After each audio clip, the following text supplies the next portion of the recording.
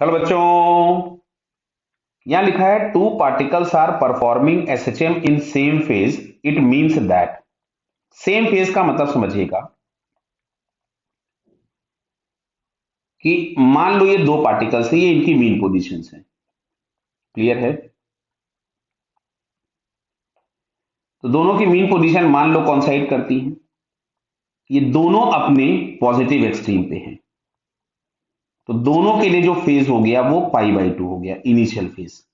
बराबर है? ये मीनिंग है आपके पास, या दोनों अपने निगेटिव एक्सट्रीम पे हैं, या दोनों अपने मीन पे हैं और सेम डायरेक्शन में जा रहे हैं। बराबर, या तो ये इधर जा सकते हैं या ये इधर भी जा सकते हैं साथ में, लेकिन दोनों के डायरेक्शन ऑफ वेलोसिटी सब चीजें सेम अगर है तो इसको हम लोग बोलते हैं कि they are in same phase. Clear? अब सुनो, पहला ऑप्शन लिखा है two particles must have same distance from the mean position simultaneously. नहीं, देखो डायग्राम में दिख गया, डिस्टेंस दोनों का सेम नहीं है। अगर क्वेश्चन में ये बोला होता कि दोनों पार्टिकल साइमल्टेनियसली अपने पॉजिटिव एक्सट्रीम पर होंगे या अपने निगेटिव एक्सट्रीम पे होंगे तो ये बात सही होती, या दोनों मीन पोजीशन पे होंगे और एक डायरेक्शन में जा रहे होंगे, ये बात सही होती। लेकिन क्वेश्चन में बोला क्या गया है आपसे कि दोनों के डिस्टेंस मीन पोजीशन से सेम है, तो ये बात गलत है। क्यों? एम्पलीट्यूड अलग अलग हो सकते हैं।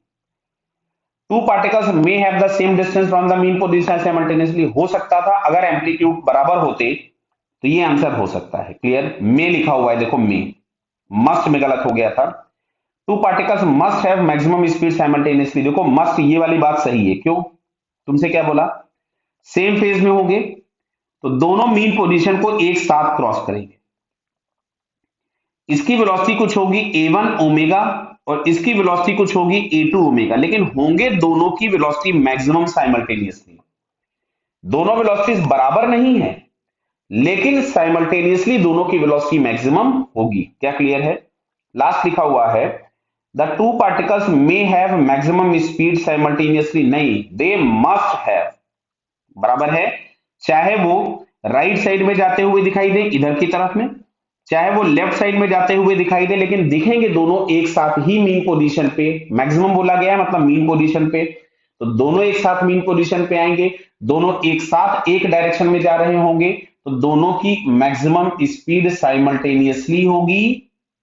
अलग अलग हो सकती है लेकिन दोनों की स्पीड होगी एक ही टाइम पर मैक्सिमम। क्लियर बेटा? तो इसका करेक्ट आंसर हमारे पास कौन सा हो गया? B and C.